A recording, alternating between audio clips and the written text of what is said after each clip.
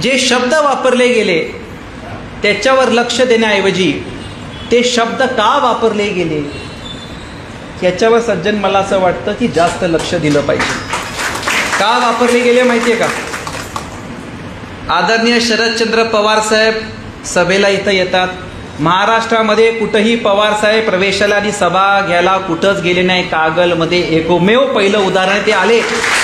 त्याच्या आधी जयंत पाटील साहेब आले. परवा सुप्रियाताई पुण्याच्या मेळाव्यात आल्या.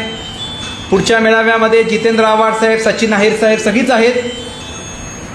एक समजून घ्या की ज्यांनी जे काही चुकीचे वक्तव्य केले ते का केले? कारण एक काळ होता की हे सगळं त्यांचं कुटुंब होतं.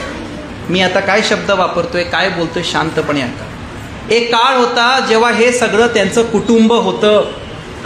आदरणीय पवार साहेब त्यांना आपल्या चिरंजीव सखे वागवायचे, चिरंजीवच होते.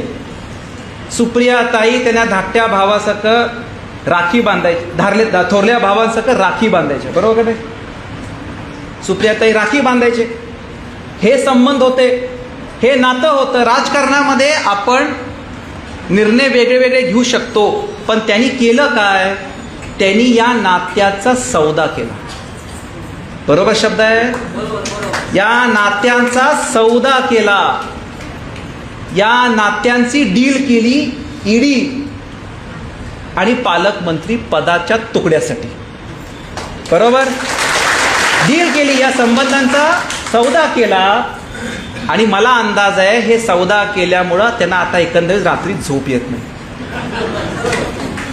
ही झोप नसल्यामुळं असे चुकीचे शब्द येतात. कारण त्यांना आता त्यांचं आत्मचिंतन व्हायला लागलं की मी मोठी चूक केली.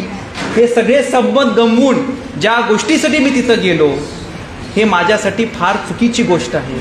आणि ते जे राग आहे, फ्रस्ट्रेशन, समरजी घाडगेपेक्षा मी माझे संबंधांचा सौदा केला, माझ्या निष्ठेचा सौदा केला, माझ्या वडिलाच्या प्रेमाचा सौदा केला, माझ्या बहिणीचा विश्वासाचा सौदा केला.